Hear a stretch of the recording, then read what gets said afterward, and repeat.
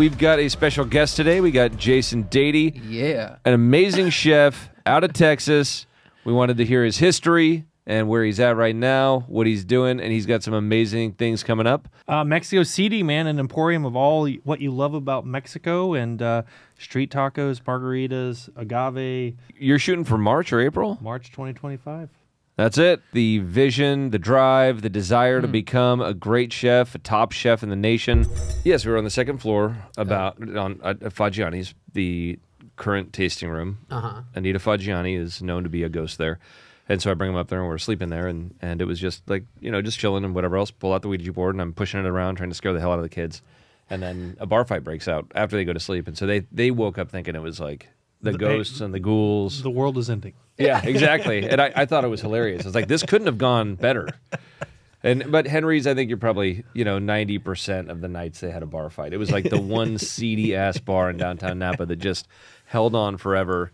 And now it's kind of a speakeasy down there. It's pretty cool. They flipped it around. Yeah, they turned it around. So that was right next door. Did you like look out the window to see what was going on there though? Was there like people then out the door? Then we became spectators. Oh yeah, there were people laid out. How did I miss the Royal Rumble in downtown Napa? That's exactly what it was. What is this? Yeah. Okay. Yeah, so we're just talking about ghosts. We got Jason Dady here. He sparked the interest. He started his career. How do you like that? Well, I'm gonna have to. I concurred. Him. I concurred. Yeah, he started out his career in a haunted house as well. So this is Jason Dady. He's a chef. He's in Texas. He's doing all sorts of amazing concepts. We're going to get into the details of everything you're doing. Thank you for being here on Go With Your Palate, and we're here to just talk about your life, what you're doing, what you've done, and where you're going. Absolutely. What a story. Yeah, thanks for being here. Absolutely. Do I have to do an introduction for you? I mean, it's okay. I mean, I thought you were just going to... Chris Fat Mario Rubio, and me, Joe Wagner. This is Go With Your Palate. All right. Which actually, I want to start off with this because our tagline is Go With Your Palate, right? And your tagline is Explore Your Palate. Absolutely. Yeah. And when did you start that? I think it was kind of the first time as quote-unquote being a successful chef that somebody was like, I had to sign some books, or sign some menus or something. And I was like, well, you have to have a tagline, right? And the first thing that came to mind was Explore Your Palate. And a lot of that came from my own life, my own career. I grew up in central Nebraska, meat and potato kind of town. And, I can remember... the first time I had guacamole.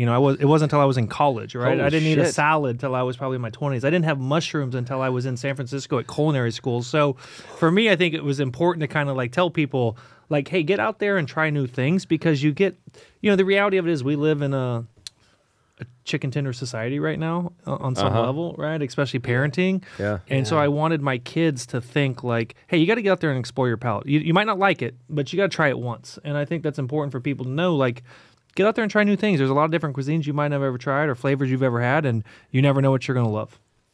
I think that's a great point. I mean, try everything once and just challenge yourself to do it. I mean, that's a huge part of just life in general.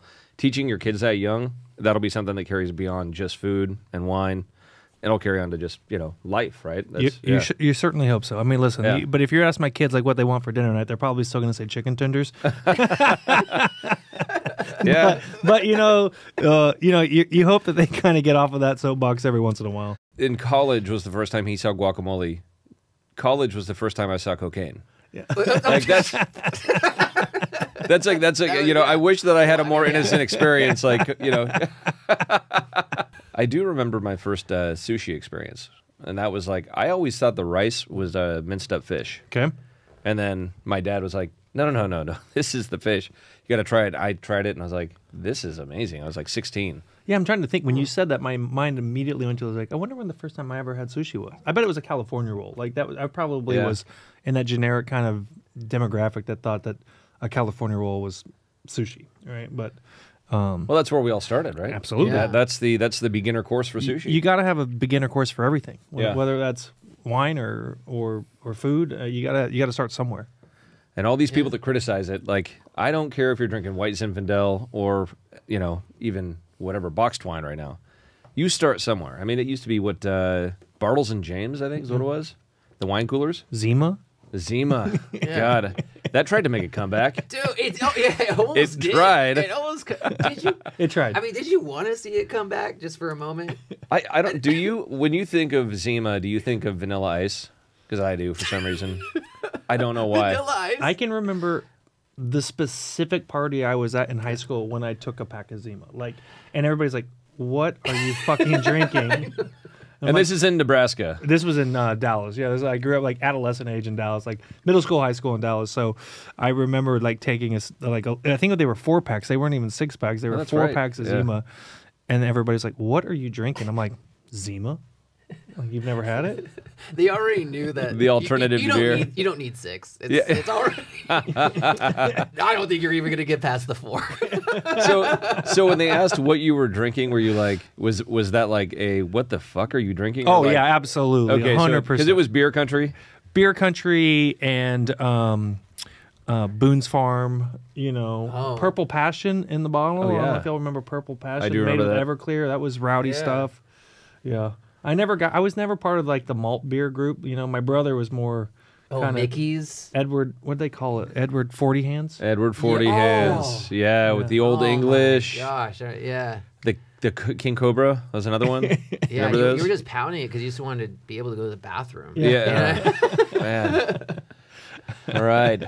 Well, here we go. Okay, so explore your palate. I love it. And that started off early in your career as far as kind of a guiding light to encourage people to try things that they're not comfortable with and explore just the amazing world of the culinary arts. Absolutely. And your first restaurant was, well, maybe let's start with like the beginning. Like, Yeah. so you grew up in Nebraska, went to college, ended up in San Francisco. Yeah, so my grandparents owned a bar and tavern for 50 years. They just closed it 2 years ago, actually. So, Oh. I mean, it was kind of a family business on my dad's side. My grandfather on my mom's side was a master butcher. So I kind of grew up, and my mom had 11 brothers and sisters. So I grew up in central Nebraska, big families. Food and wine was a big focus of family gatherings, I guess. So, I think when that happens, you don't put 2 and 2 together at that age. As you're growing up, But as I got older, my first job out of high school was at a little restaurant in Dallas called CJ's Clubhouse Grill.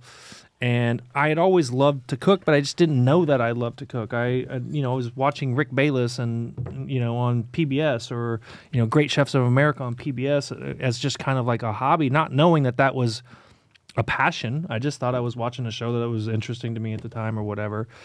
Went to Texas Tech University, got in the restaurant hotel program. From there, went to San Francisco. I moved. My wife and I moved out here the day after we graduated. Actually, literally rented a U-Haul and moved out here. Went to California Culinary Academy in downtown San Francisco. Worked at Jardiniere and Stars, Behringer Vineyards as a chef there at their hospitality program. Moved back to Texas and got a small business loan to open our first restaurant in 2001 called the Lodge Restaurant of Castle Hill. So that was like, in today's equivalent, it would probably be. Would have a real opportunity to be a 1 Michelin star restaurant. I mean, I really was very high-end, French-inspired tasting menus, 5-course and 8-course tasting menus that we did. And we really just every day woke up and tried to push the envelope and be the best. And we were egomaniacs. I mean, we were 24, 25, 26, 27, years old of just like cutthroat, hardcore, watching it like, everybody wants to talk about the bear in today's society. It was just like that. It was a group of chefs.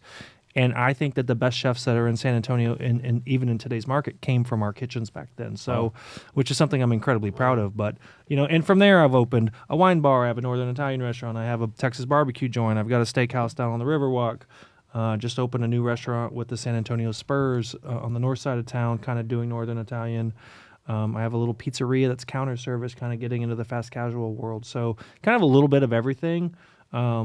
I think I've opened 19 restaurants in 25 years, which is kind of insane. That's a solid clip, man. But, and you guys know this. I mean, it goes by so fast, but, lots of highs, lots of lows. Yeah.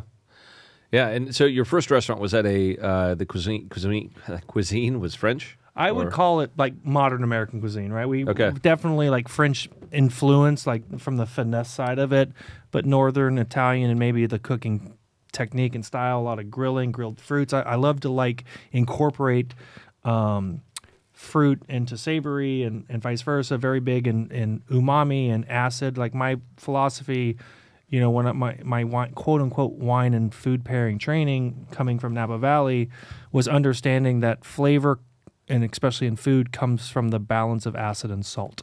And when you can understand that great food comes from the balance of acid and salt, that's how you become a better cook. You get a better palate. And I always use an analogy, like when you go out to eat and you don't like something, what's the first thing you do? You add salt. Yep. Every single time. You're like, oh, I don't like this, it needs salt. All you're doing is trying to find your own personal balance of acid and salt, right? Or if you have a piece of fish and you're grabbing a lemon and you're squeezing it over the top, you're just trying to find your own personal palate's opinion of balancing acid and salt. And the more that you focus on that, and if you really train yourself to be like, every time I eat something, I'm going to understand the balance of acid and salt, your palate's going to improve every single time you do that. I think that's a good point. Really, that's That's dropping knowledge right there. Yeah, it is. I think people need. I got my pen out. People need to learn that in high school. Yeah. You know, it was like it took me maybe until my late 20s, early 30s, and I had never had lemon on a steak. And it's something they do, you know, like it's an Italian thing in many ways. At least that's where I was first introduced to it. And of course salt, but that acid, and I mean, not knowing what the balance was that I liked, but I knew for damn sure I liked it a lot more than just regular, steak with salt. It was really a good experience. You haven't had it? Putting lemon on my steak? Yeah. I do the salt and pepper, but I do olive oil.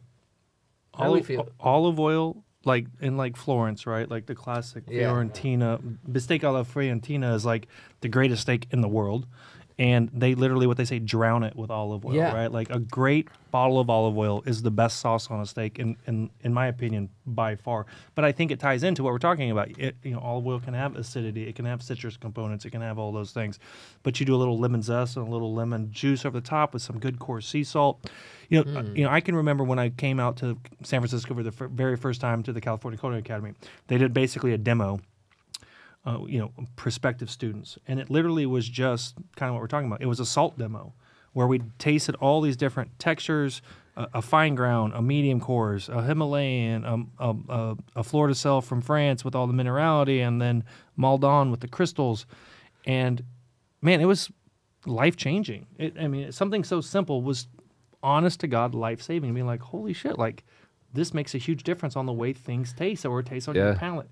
And it's interesting because, like, for me as a chef, salting food I have my own very distinct philosophy of it, right? Like, I don't season anything until the second it's going to be cooked, period, right? So if it's a steak, that salt's not going on there until 20 seconds before I'm either putting it into a cast iron pan or on a grill or whatever. And I've worked with chefs that have seasoned it with salt and left it sit for an hour. And then and it pulls out some of the moisture, and then they wipe it off. And I do believe that there's no right or wrong reason. You like what you like.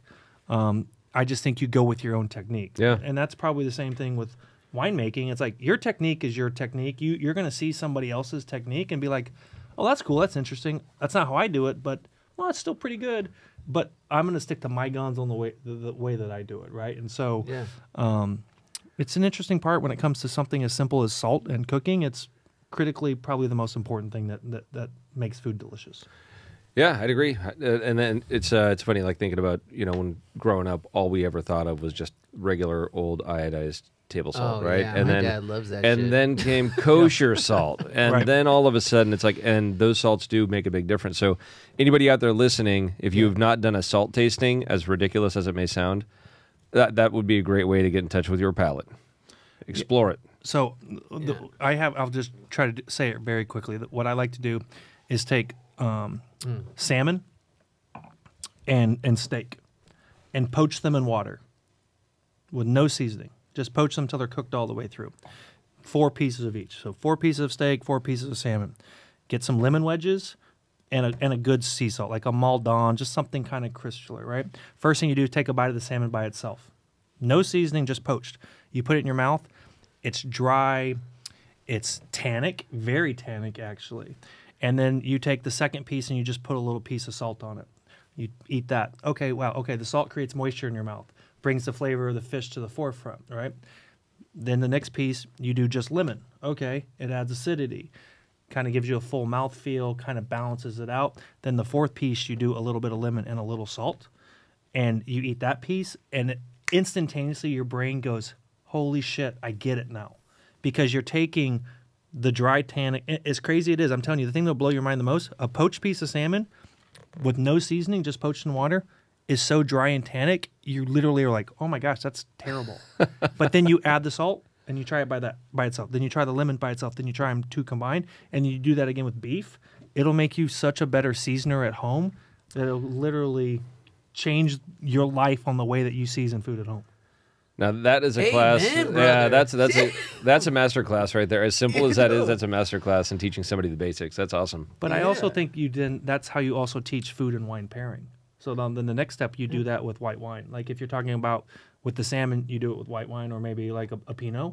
And with beef, maybe you're doing it with whatever, a Cab or a Malbec or a Zinfandel like we had today. That was just amazing. And the goal with food and wine pairing is that you taste the wine, you taste the food, you taste the wine. And if the wine doesn't taste exactly the same both ways, your pairing's off. So when you get to that point where now we're talking about you've graduated to now understanding you're using salt and acid. It can be any acid. It could be a vinegar. It could be, we're using lemon juice as an arbitrary example. When you do it, taste it, food taste, and it's balanced, that's how you get perfect wine pairings. And it's about acid and salt. So like if we're talking about beef, heavy beef, steak, and a Bordelaise style sauce, what do you do with Bordelaise right before you serve it? You always add a little pinch of fresh lemon juice. Flavor just flies off the palate, and that red wine is perfectly paired because you're balancing the acid and the salt, not only of the beef and the sauce, but the wine that you're tasting. All right, guys, I'm out of here. Yeah, that's it. We're done. We're done. We're done. I mean, All right. All right. So I gotta ask. So when you first jumped into the culinary scene in Texas, it was still, I mean, what was that, like mid '90s, late '90s? 2001. 2001. Okay. I think my first time to Texas was probably 2000, like for business, probably 2003. And I remember doing one of my very first wine dinners at Papa's Brothers Steakhouse. Okay. And that may have been like the hottest ticket in town probably at the time as far as what everybody, like there was not really a major culinary scene, right? Absolutely. You had the Papa's family and they had a whole slew of different concepts and whatever else. And some of them upscale, some of them just super casual. But would you consider yourself one of the forefathers of bringing, you know, an elevated level of culinary skill or just like drafting culinary skills into Texas? I think that you can be cocky right now. No, it's all right. no. I mean, I think that when I went there, the three chefs that I looked up to as a young chef in Texas were Robert Del Grande out of Houston. Oh yeah. Stephen Piles and Dean Faring, right? Okay. And I think they were the OGs, right? They were the guys that were really the quote unquote fathers of Texas cuisine or Southwestern cuisine, right? Because that was a very, very big thing. And then as we opened in 2001, and you had,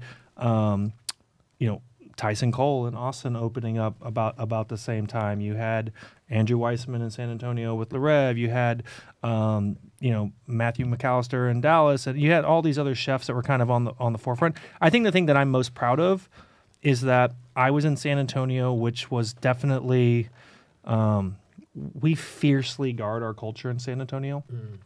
And so a lot of times you see people that think that San Antonio is quote unquote behind the times or, oh, we're not like those other cities.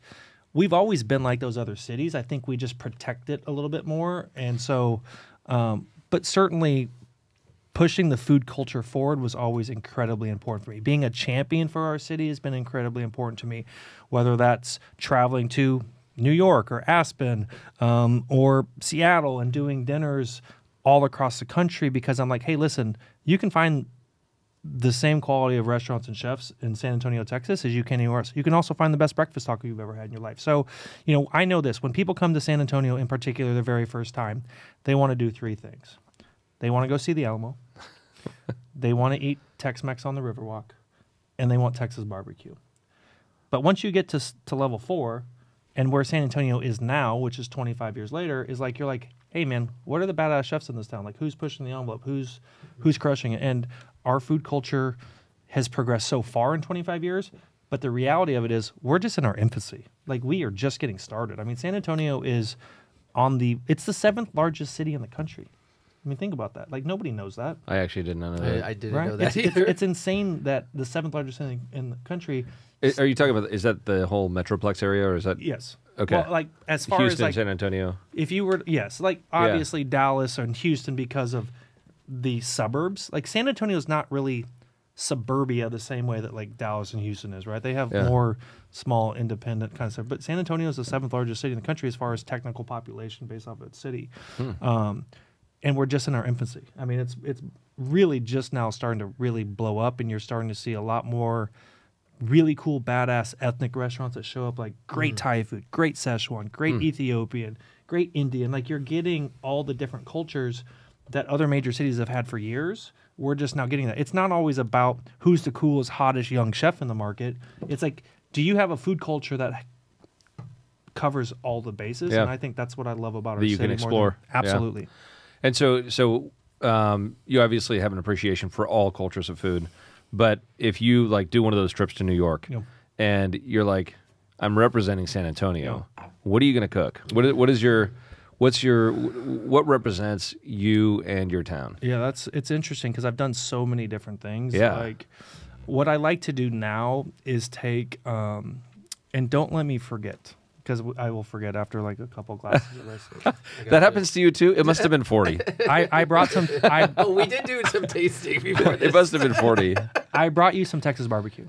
Oh, It's in my shit. car. Okay. So I brought you some smoked beef short ribs. Done classic pit style, old school, live fire, 12 hours. That's the dish I take everywhere. Okay. And I do that because, and it's like when you do like a guest chef dinner, like, oh, hey, chef, can you come to, whatever, to Montana and do a guest chef dinner? Sure, absolutely.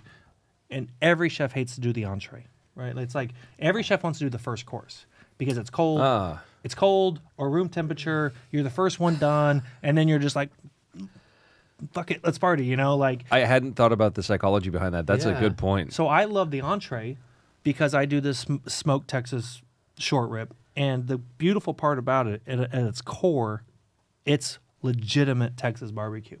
But I will do it in a way that you would never know that was Texas barbecue. I might do a Thai influence on it, right? With like maybe a papaya salad or something like that, or with Thai food with like a peanut curry or something like that.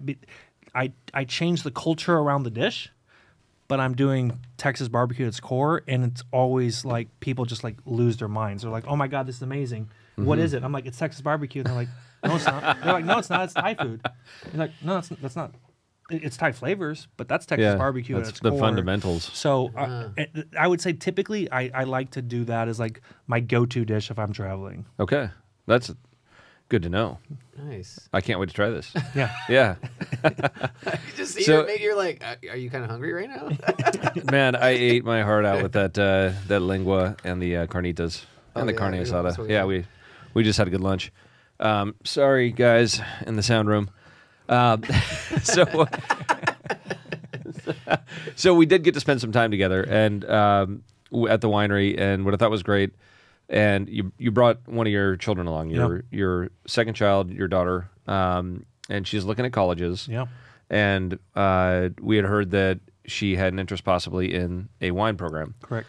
And so we hope that she got some good things out of the experience today. Just we were able to, so people listening know, we had her blend some wines, bottle the wines, and then wax the wines, and did some other things. Lee's stirring, some of those little elements that, like, you never know, the tactile element of when it's like probably getting in a kitchen, right? Once you're actually doing it, once you're actually you get the physical nature of it, you're just like, I'm sold, I'm ready to go. Did she have a good time today? My God. Was it a good experience for her? The smile on her face, priceless. Like, I was like, awesome. I sent some pictures to my wife, and my wife was like, she looks so happy. Like, and it's funny because, she's 17 years old, right? And she is stubborn, but she's driven, and she's the type of person, like, she's like, I'm going to take a nap, but like when she puts her mind to something, like, she's basically unstoppable. And she was like, listen, I'm kind of interested in winemaking. I'm like, well, let's look at it. Like, let's see what that means. And, I think the joke was like, we were like, all right, we'll take you to California and we'll show you these cool stuff. And We'll go to Cal Poly and Cal Davis, and then we'll get home and convince you to stay here and go to Texas Tech like the rest of the family. And even this trip for me, I was like, well, shit, man, maybe this is a real deal. Like, maybe this is something she could follow. And the thing about what I just try to teach my kids is, like, and when I told her there's no pressure, you're 17, you're not supposed to decide your career today. But whatever you decide, just work hard. Like, hard work is what matters. Yeah. And she had a ball today. I think what she really enjoyed, it was probably something you guys didn't see, is like, I think she really enjoyed the back of the house, right? Like the back of the scenes of like how bottling works, how labeling works, how the machinery makes a business successful, because obviously her parents are hardworking entrepreneurs, and so she's got that entrepreneurial spirit. But for her to see the wine business on a different scale, I think is what made a bigger impact for her, to be like, oh wow, like this is hardcore, this is the real deal. And so I know, like, when we got back to the hotel, she was like, that was pretty cool, Dad. Like, she's like, those guys were awesome. So she was very appreciative. So thank you guys for that. Well, good. Well, hopefully we sparked some interest. And I know you guys were down with Austin Hope and Paso Robles. So, and he's been an old friend. I mean, I've known him since I think I've known him since I was like 16. No shit. He probably used to, beat my ass. But yeah. So did she get to see that operation down there too? We did it was like, it's been such a whirlwind. I mean, like, we landed in Sacramento, rented a car, drove immediately to Paso, and went straight to the winery, did a tasting at the winery. So we didn't really do any tours down there. We did go to Cal Poly, which I've got to say was impressive. I left there like excited for her. Yeah. I was telling Chris earlier, it's like, it kind of went.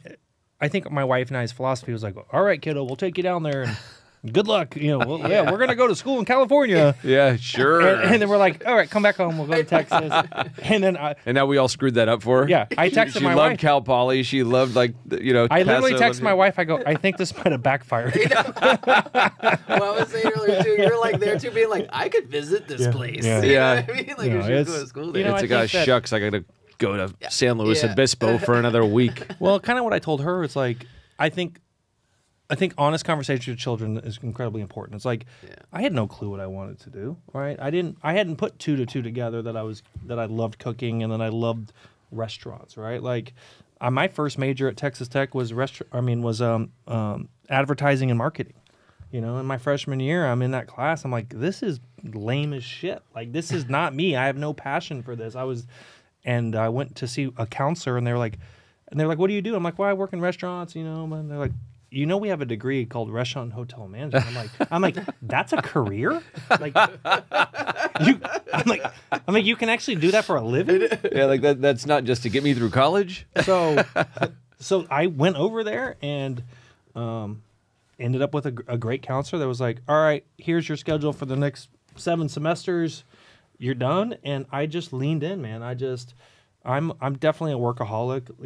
I've gotten a little bit more life balance later in my career, but and I think Tessa's a lot like my middle's a lot like, really my oldest is very much like me as well, but she's a petroleum engineer, and so she's just like, they're just go-getters, man. They're just giddy up. And I think a lot of that, we've never taken our kids to the restaurants. Like, we were not a family that said, hey, come work with Dad on the line. Like, I didn't want them to do that. I wanted them, if they want to be in the industry, great, do it on your own. I will support you and I'll teach you everything you wanted to know, but I wanted them to find their own path. And I think that's something I'm super proud of, is like, they can always come work for us if they wanted to, but they're going to find their own path, and I think that's kind of cool.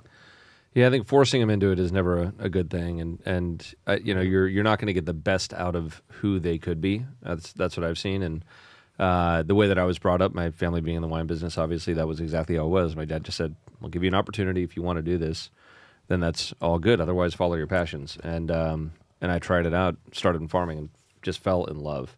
But I'd been around it too. I think that, like, through osmosis, if your kids are even around the restaurant or even just seeing what you do, the amount of time you put in, what your love of it is, like, they're going to have this immediate tie to it that may not necessarily be the path they go down, but it's definitely something where they're comfortable going down. And you said the most important word. Like the word you just used is like a word I use religiously of success of learning, which is osmosis. Yeah. Of like you have to be able, like in cooking, you have to learn via osmosis. You have to be able to, young chefs that are like, I want to be a badass. I want to be like you. I'm like, are you watching what I'm doing? Do you understand like when I put the saute pan down on the stove? Did you watch how I seasoned my fish? Did you watch how much oil I put in the pan? Like I didn't have to teach you that. You could have watched all of that and learned without me ever quote unquote teaching you. Yeah. Because you can get so, and that's the one thing I try to tell my kids all the time is like, pay attention to the people around you that are successful and bank it. And if you bank it in your little tank there, then what's your chance? You're good. You don't have to be taught how to do something the same way that other people have to do because you learn by watching. And I think that's so critical. That's my favorite word, like when it comes to learning. That's how I think the best way. So point to your daughter as well. So the education that you can get for wine is great. And what they'll teach you now and the practical aspects of it, awesome. But the learning through osmosis and doing internships, that's, you ask anybody who has gone through one of those programs, they learn like twice as much from an internship than they did during one semester. Period. And I think it's probably the same with culinary, right? You can learn all the fundamentals, all the theory, but if you're not there doing it, and that's how our whole team works. I'm sure yours too. Yep. I mean, you did talk a little bit earlier about a lot of the top chefs in Texas or in the San Antonio area, San Antonio, I think you said, came out of that first restaurant you had. Yeah. And when I think about that, I think about the importance of not just the osmosis piece, but also work ethic being maybe for me, the number one factor in success. Where do you rate that?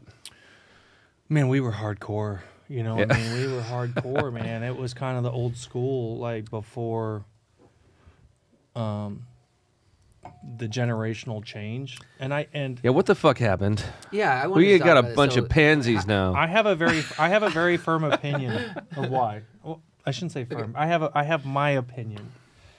It was the internet. All right, so hear me out. When I went to San Francisco, I can remember, this was 1999, right? I remember I was at the California Culinary Academy. I was up in the library. And listen, it was all, at that point in time, everything was about cookbooks. It was about magazines. You had to actually read, right? Like, honestly, you had to read what you were learning. There was no such, I mean, the internet was in its very beginning stages. I can remember where I was sitting on a couch in my library at culinary school when somebody told me about Google. I can remember somebody's like, "Have you heard of Google?" I'm like, Yeah. "No, what's Google?" They're like, "Oh, it's really cool. There's a button you can actually hit. And it might still have it. I don't know if it has or not, but it has a button that's like, it's like, are you lucky enough to get it right with just one response, or do you want?" Lucky.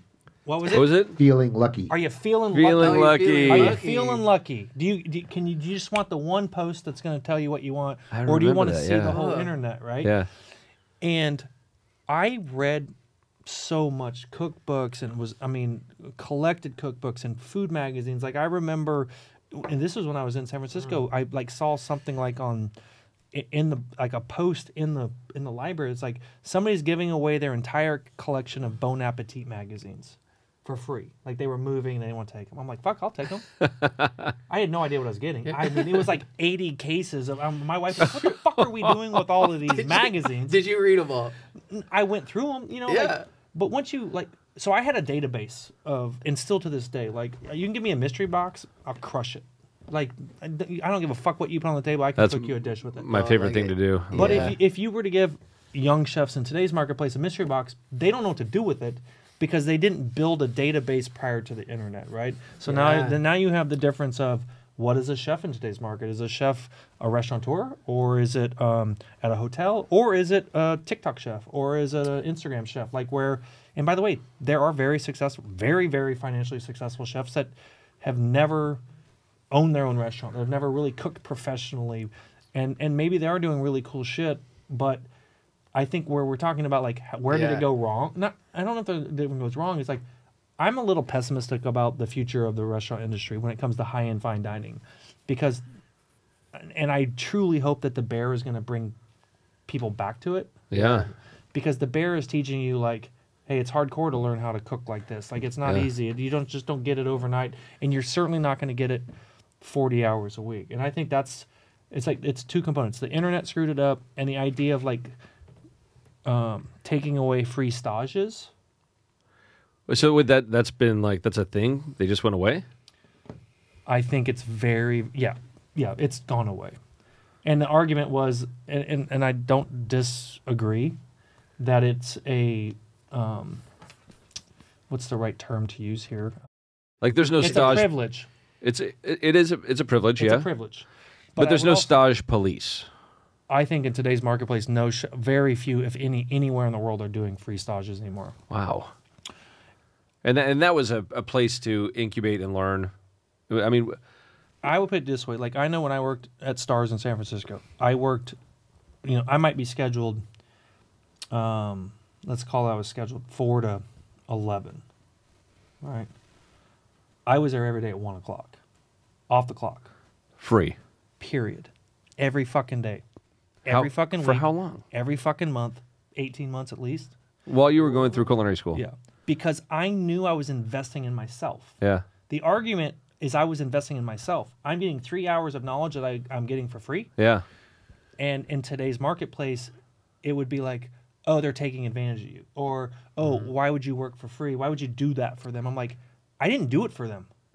I was selfish. I didn't do it for them. I didn't do it for the restaurant. I did it for me. I wanted to get in there and learn, hey, chef, man, I want to learn that technique. Can I help prep that? Like, I want to learn that. And they taught me for free. So it cost me whatever the time shows, probably $10 an hour in San Francisco in 99. But like, so it cost me $30 a day to get a lifetime of experience of learning. And then once you do that over a period of time, the chef's like, hey, this chef really wants to learn, man. Let's take him under our wing here and we can show him a little bit more. Yeah. Right. And so you earn your way up. And stages have gone away because people are like, oh, well, you got to get paid overtime and I get it. I get the idea. Are there certain people, the bad apples ruin it for everybody, right? Like the people that really did take advantage. But like Michelin 3-star restaurants up until 2015, and I'm being generous, it might be 2018, they didn't survive without stages, right? Like if you want, I remember I came to the French Laundry, and one of the questions you have written down, I'll tell you about it. But I can remember I was sitting at Bistro Gianti. Love that place. Having dinner by myself. I don't even remember I was out here. Yeah. And I wasn't here to stage or anything. And there's two guys sitting at the bar. I'm like, we start talking. I'm like, hey guys, what are y'all doing? They're like, oh, we're here to stage at the French Laundry.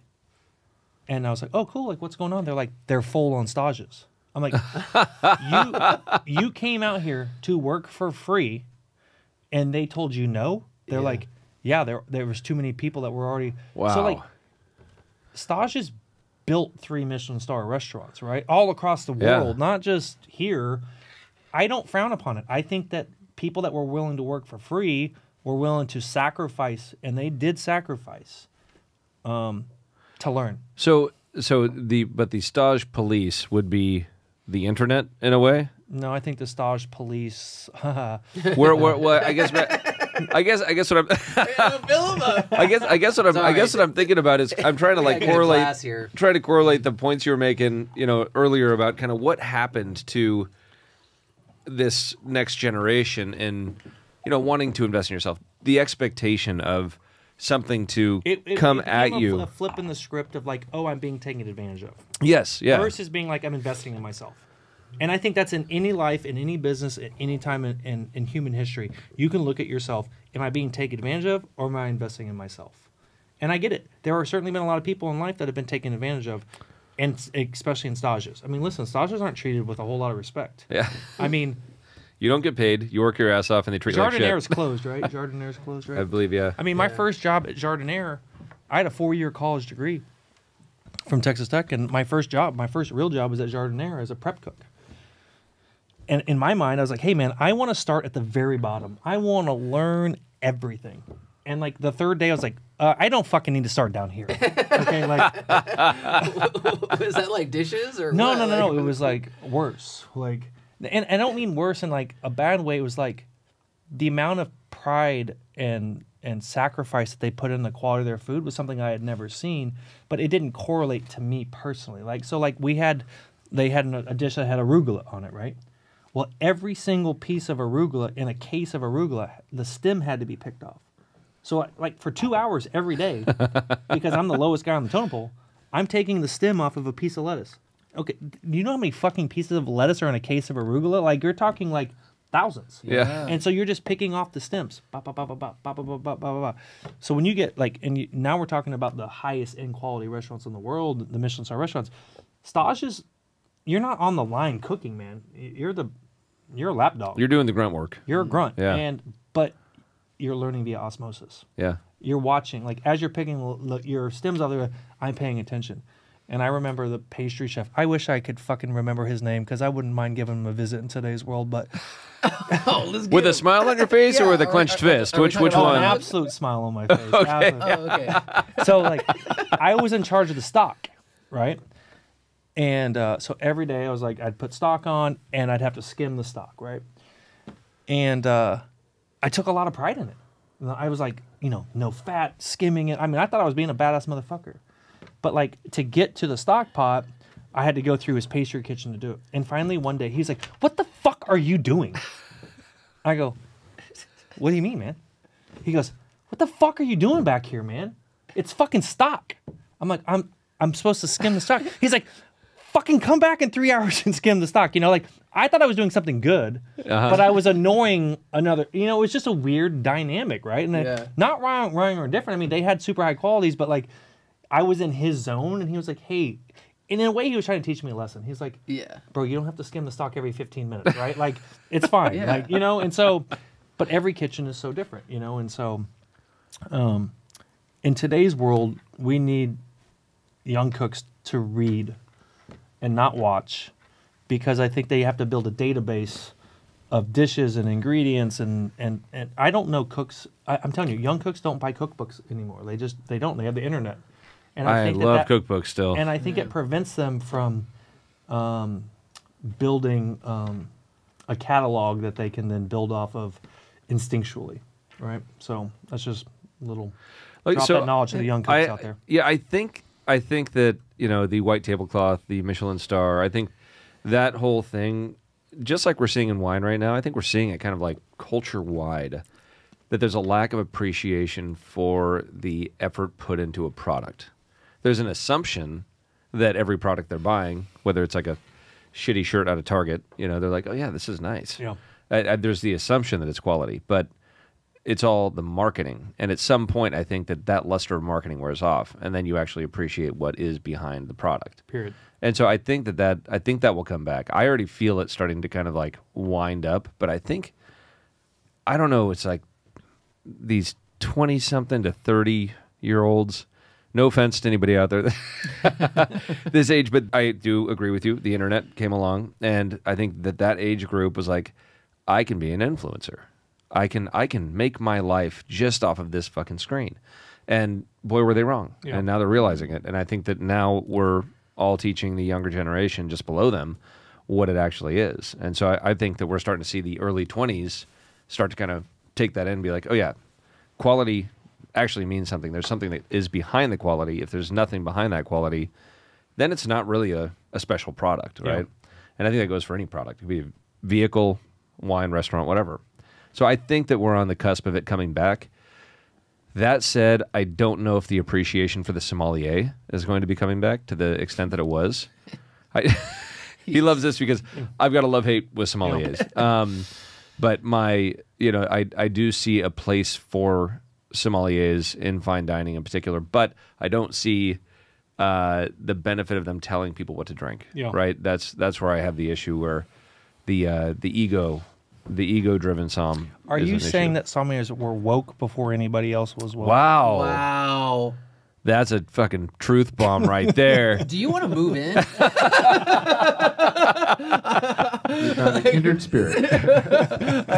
All right, that's a book title. Yeah. The birth of wokeness. Yeah. Sommeliers. Yeah. This this really the end? Unbelievable. Find out next week